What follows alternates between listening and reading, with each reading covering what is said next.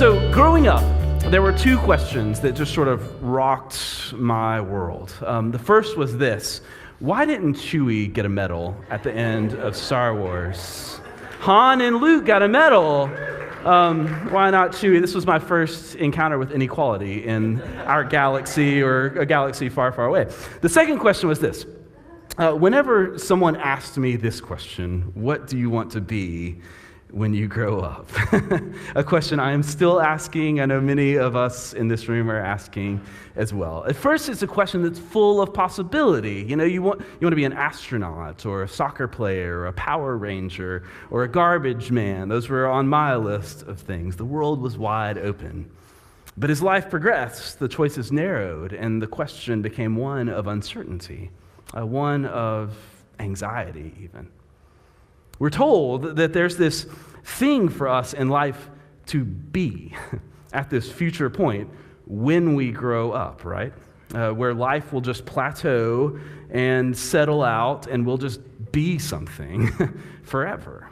That there would be this achievement point in which life and purpose and job and circumstances will align in this magical melding of meaning and college major in which every Monday morning feels like a blessed event because you get to wake up and be. You'll never work a day in your life. But some seasons, it's just another manic Monday. Whoa, right? Because life doesn't plateau it out at all, unless you count like the flat part at the beginning of a roller coaster. That's the plateau. We start to wonder if we're missing something. Even worse, we start to wonder if finding our purpose was in this life was like a single train track, like a divine plan. And if we miss a signal or we take a wrong turn, that we just derailed forever. We missed our calling, we missed the plans for us. What if we miss it? Purpose and plans and calling and lions and tigers and bears. Oh my, right? All right, so time out. I don't know about you, but my anxiety level is like through the roof just talking about this and thinking about this. So let's breathe a little bit together. Okay, all right, because I think there's something here for us today. I think there's something life-giving and freeing and challenging and empowering that begins with this thought, but it begins in a different place than just thinking about what we will be. But it begins with God's radical love for us. That before we're to be, we are beloved. Before we've gotten our first report card or job evaluation, and even beyond that, we are beloved. And we have a calling in our life. But what if our calling is not as much about what we were built to do, but more about what we were built to be? Not as much about what we do for a living, but more about how we are living and being amidst all that we do in this life. Maybe what we're called to be is about who we truly are in the depth of our spirit and the truth of who we are in all our uniqueness and idiosyncrasies. At the heart of this indispensable beauty that God has woven into us is a beloved child of God. And finding our path is as much about finding that as anything else. So as the Quaker leader Parker Palmer wrote in his amazing book on vocation, he said, "Before I can tell my life what I want to do with it, I must listen to my life telling me who I am." And then later in that book, Let Your Life Speak, he said, "Discovering vocation does not mean scrambling toward some prize beyond my reach, but accepting the treasure of true self that I already possess." That God-breathed treasure of our true self, who we are, who we were built to be, that we discover at that intersection of divinity and you. As God opens us to who we are and who we were built to be and opens our arms to the world around us, we call that intersection vocation. And so today we're going to talk about that word, vocation, not about occupation, but about vocation. It's this fancy Latin loan word that means calling, from vocare, to call. And I love that it's this vocal word, because you can think of it as this word that's spoken over your life and over your journey. It's a calling on you. But hear this in the midst of our anxiety over this topic as we breathe together. Know this, it is like the third word spoken over you in life. It's not the first one. You are a child of God, beloved. Those are spoken over you every step of your journey, and you are called. And in some way, your calling and your vocation is a lifelong journey of living out your identity as a child of God, beloved. So the community of John wrote this in 1 John chapter 3, verse 1 and 2. It said, see what love the Father has given us, that we should be called children of God. And that is what we are. Beloved, we are God's children. What we will be has not yet been revealed. What we will be has not yet been revealed, but we know who we are, children of God, beloved. And so your calling, your vocation is a lifelong journey, I think, in some ways, of that revealing of who we will be. And it's emerging from that intersection of who you are and who you are ever becoming at the very heart and the dream of God in our world and in your life, that heart of God at work in you. The calling of God that's spoken over your life is to be who we are for love of God and neighbor and ourselves. In so many ways, vocation is simply about loving as we have been loved, as we truly are. And so how do we find that? How do we find vocation and that calling in our lives? Do we just shake our lives and see what sparks joy for us along the way? Right? I mean, maybe that's a good place to start. That's this, but maybe there's a little bit more. But all I've got is that. And so, luckily, we've got some friends today here in this community who have a little bit more than that to offer to us. And so I'm going to invite up two people today who thought about vocation and lived vocation well. The first of those is Demi, Prentiss, who's coming from the back, and Krystal, Stroud. Demi is a coach, life coach, and author of a book called Radical Sending, about this call on all of us to go and be sent and to serve. And Krystal is author of all of this. So good people to find. So welcome them to the stage for us this morning. Awesome. Cool. There were 3 stools up here, and now there's 2. And so hang on just a second. Pay no attention to that man running behind the curtains up there. All right. So Demi and Krystal, welcome up to this conversation. Thank you for being here. So I've got a question for you, and that's simply the question, what is vocation? So Demi, I'm going to ask you that since you've thought about this a bit. What is vocation? Well, how about we... Thanks. All right. We are a well-oiled machine here awesome. in this place. Frederick Sweet. Buechner wrote many years ago that a definition that I like, it's vocation is where your deep gladness and the world's deep hunger meet. And I think that has something to say to us, but it's easy for us, just like anything else, to trivialize it and mean that, if I'm not happy doing what I'm doing, then obviously it's not my vocation. And that really takes gladness out of the realm that I think Buechner meant it. And I don't speak German, so I couldn't tell you what he wrote. But that gladness is a sense of joy deep inside. Yeah, that's awesome. But I think it's more than that. And Krystal, you've talked a little bit about that. Yeah. So to me, vocation just means having the courage to be yourself, like your true self, in whatever you're doing, whatever is happening in your life, whatever conversation you may be having, whatever job that you're doing. It's just having the courage to show up as who you truly are. So that vocational call, that's the intersection. I think we've got the quote there, Darren, of this intersection of the place where the deep gladness and the world's hunger coincide. And you've described it as this part of you that is truly who you are and being courageous to live that in the midst of this world. How do we, not everything in the world makes us glad that we encounter in life. And so thinking about it, that deep gladness, can you kind of unpack what that gladness word might mean for us, Demi? Well, I think it's complicated. I was at a conference recently about faith at work. And one of the speakers said that we need to be careful about understanding vocation. And we like to make it really singular, I have my vocation. And really, it's much more complicated than that. It's iterative through our life. We keep discerning and discerning. And we may have multiple vocations. And he said, wherever there is relationship, you have a vocation. That really struck a chord in me, to look at all the relationships that are real, true relationships, not what we sometimes call relationships, not just Facebook friends, but a true relationship. What is my vocation? What is my calling to that child of God that I'm in relationship with? How am I called to be fully who I am in that relationship so that I might make that person even more fully who they are?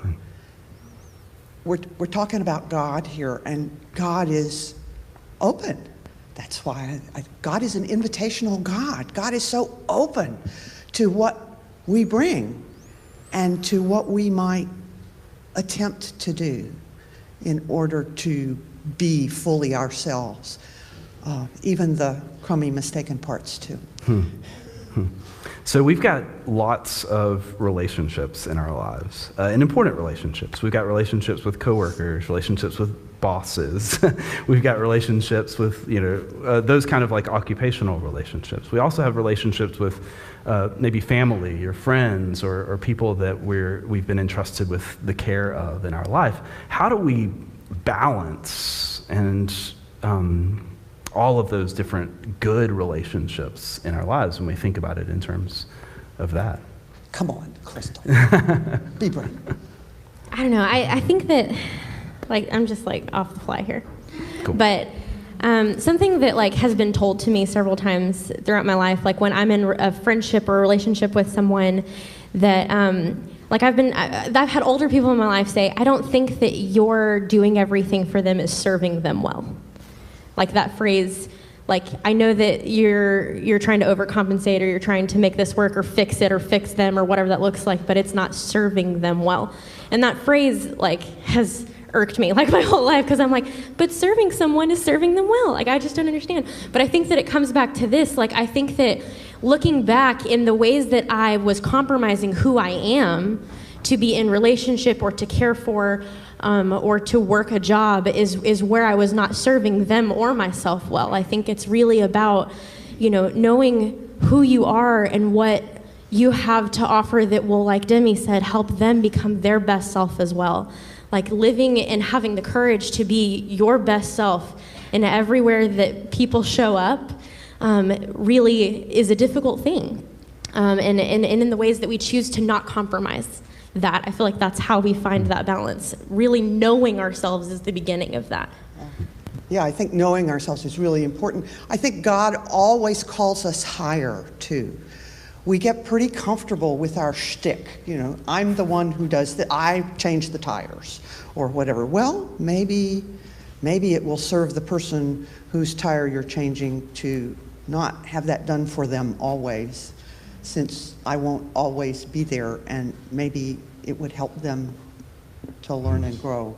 And that's a very trivial example, but God calls us sometimes to step back as well as to step in. And one of the bedrocks that I can place that on is, who am I, and who am I called to be in this moment? That's awesome. Yeah, so tell us about that process of discerning. Discerning is a big church word that means reflecting and thinking, trying to think deep to understand this. How do we go through that process of discerning our vocation?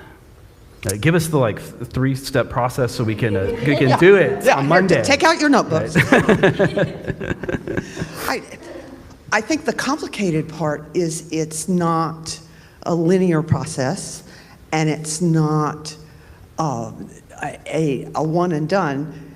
It's a spiral, and we get to keep doing it again and again, because who I am right now is not exactly the person that I was 10 years ago or maybe even 10 minutes ago.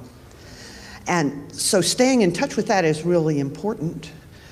staying in touch with God as that open, inviting, come on, force in my life, and staying in touch with where I am and what I'm up to. What serves the people I'm in a relationship, the thing that I'm doing and that I'm called to do, or even perhaps that I'm paid to do that I really don't much love, but I've promised, or that exchange of paycheck that I would do that. All of that is a piece of that discernment, and you just don't get to quit, you know? When my son was 3 years old, he was very clear when somebody asked him, what do you want to be? And he said, first judge in space. The first judge in space. And That's we awesome. had a long road to go on about judge is not an entry-level position. Neither is space travel, you know. But it's interesting to me that now, as an almost 40-year-old attorney, he's possibly in line to be a judge. And part of that is his desire that's carried in there, but part of that is who and what he's shaped to be. And he's been that all his life, even before 3. Wow. So hopefully space judge is the next thing. No, not going to happen. His STEM skills are not that high. That's awesome. So a lot of times I love this thought of this continual process, discernment, life, and examining in the places where we are, you know, kind of what is God calling us to. And when we were talking this week, you used this beautiful phrase, you know, what are God's priorities for me in this? Can you talk a little bit about that? I think that's hard, especially, I mean, we get pinched in this all the time between work and family, but there are a whole bunch of other things too, myself and how I'm going to grow. And we do our best to discern it, but doing our best, I think, really means not doing it all on our own. That discernment process is not a solo gig. The people to say about that, the people we know and trust, maybe not the fellow on the airplane next to you. God has something to say about it, and our deep inner self has something to say about it. And it's always a balancing act, and like any balancing act, since most of us are not Walendas, you know, the big tightrope walking family, most of us don't get it right all the time. In fact, maybe we're lucky if we get it right half the time. But the graceful thing about this open and loving God is that we get another chance. The monks together in community, you do as a monk. They say, we fall down and we get up.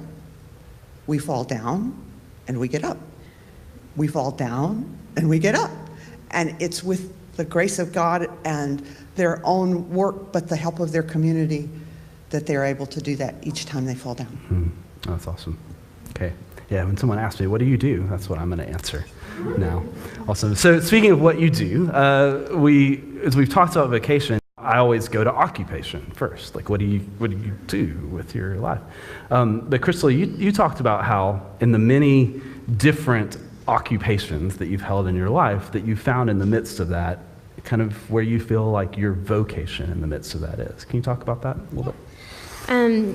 So for me, a lot of that has started with really knowing who I am, and starting to know who you are really comes from what people will tell you about yourself. Like, usually people know who you really are before you do. And I think that I'm lucky enough to have, you know, grown in the presence of really smart people who have had the courage to be their best self first, and to see in me and to call out in me and to say to me, why aren't you doing this? This is who you are. And so when I actually came here, that was a Jonathan. He asked me that exact question for this job. But anyway, so sorry. I'm like the most emotional person on earth. That is who I am. And so... And we that. Yeah. So I've kind of learned to describe it as this. I've kind of phrased it this way, that my calling in life is to be a bridge.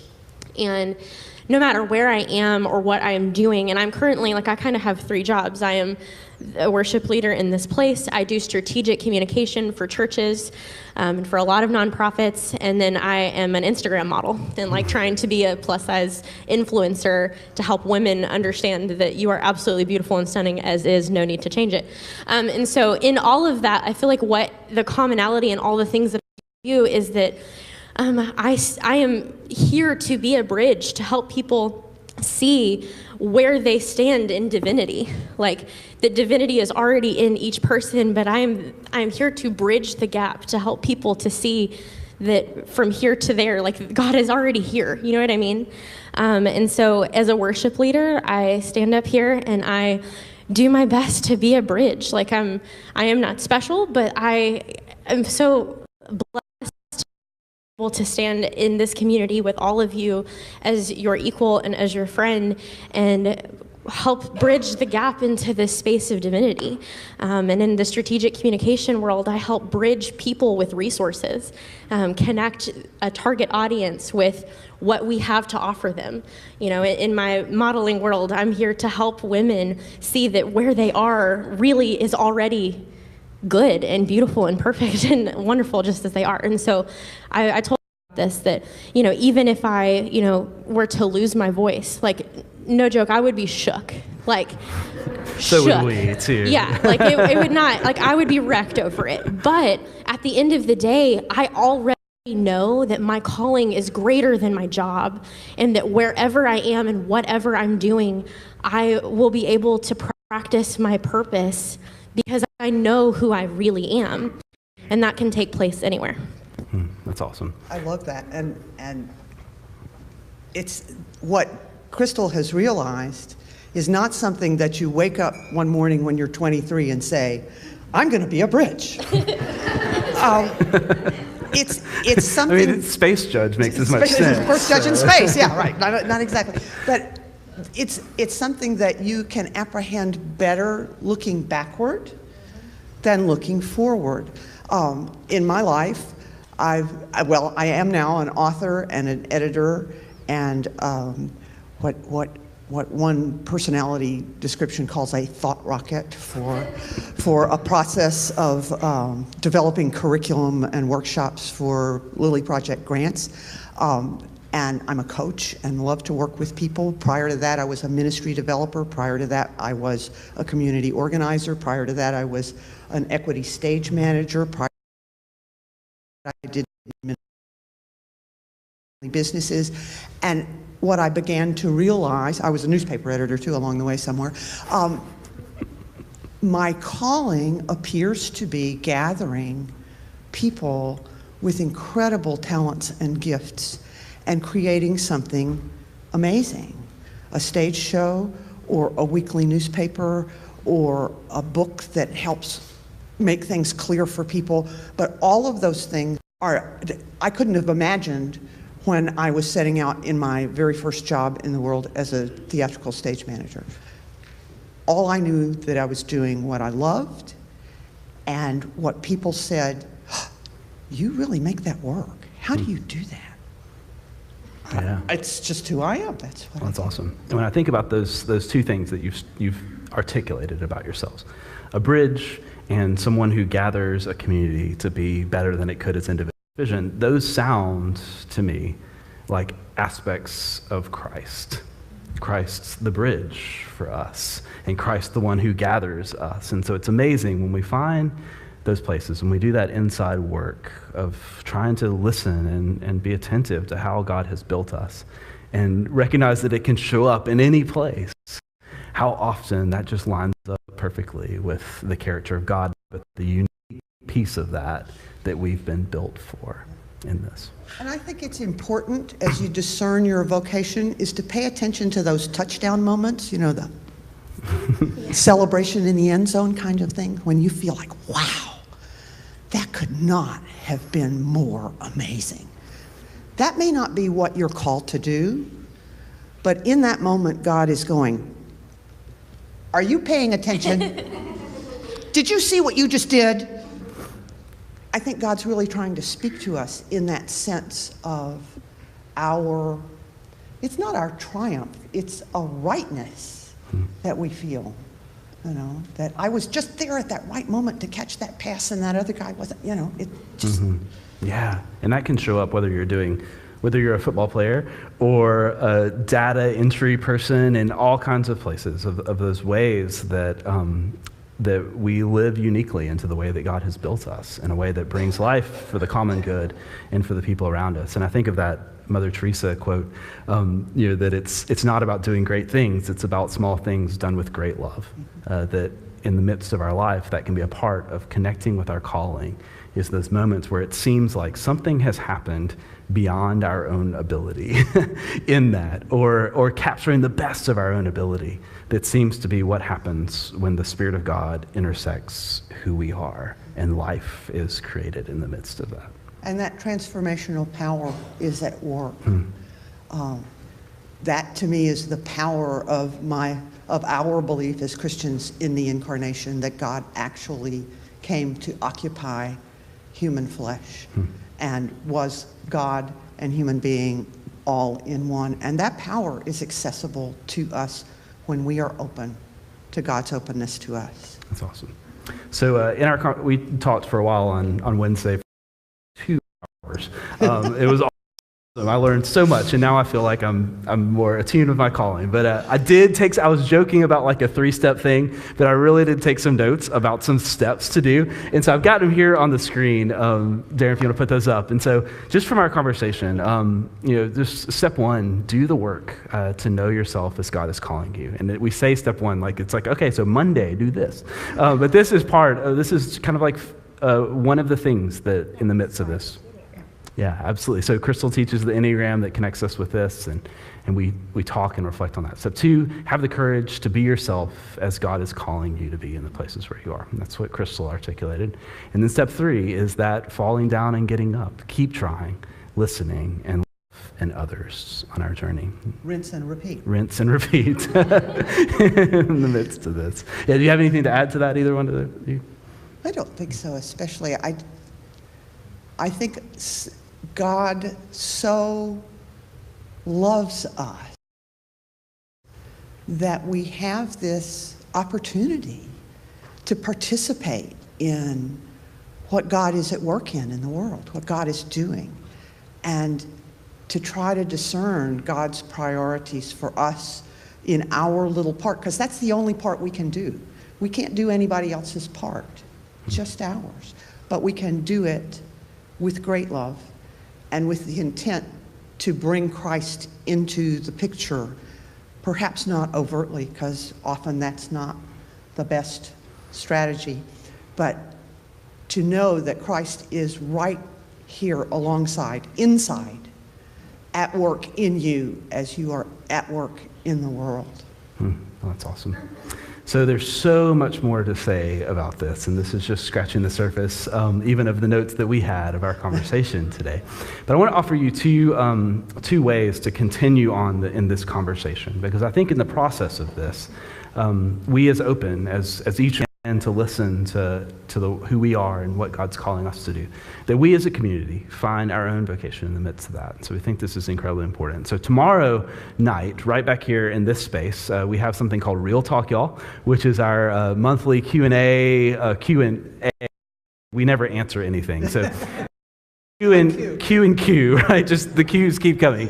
Called Real Talk Y'all. So it'll be Monday here in this space, and Demi and Krystal will be here, and we're going to go further about this question of vocation. And so we know you have many questions from your own experiences to bring to this, and so it'll be here Monday night at 6:30. We'll have pizza and fellowship time together also. And then someone from our community who's right back there in the back, Jimmy Renfro, come on down here to the front so we can see you. Jimmy is, he's been a long time sort of director of career counseling department at UNT's Health Sciences Department, but he is pursuing a certification in kind of vocational discernment and Well, and after Demi articulated that so well, I'm blown away with your gift of words. All I can say is, I coach good. That's about all but as Jonathan said, I'm in an executive coaching training certification program at UT Dallas, and my work is pro bono as I'm in training, but I'm also a career-long career counselor, and so I'm happy to help anyone who would like to touch base. Mm-hmm. Awesome. Thank you so much, Jimmy. That's an incredible story. I think this could be of use to Open because of the relationships that he's met with you. And if that's the case, then we'll help you connect with Jimmy along the way. Awesome. Yeah, so Demi, do you mind praying for us and praying for our community? Not at all. Oh, gracious, loving, all-embracing Spirit of God, carry us out from this place today, aware of your love around us and in us. Carry us forward into the life you're calling us to lead, that we may flourish and grow in your Spirit and in our ability to make your world more the way you would imagine it to be, just as we become more and more the people you dream that we can be. Bless our lives, bless our families, bless those who love us and those whom we love, and give us joy in the journey. We ask this in your holy name. Amen.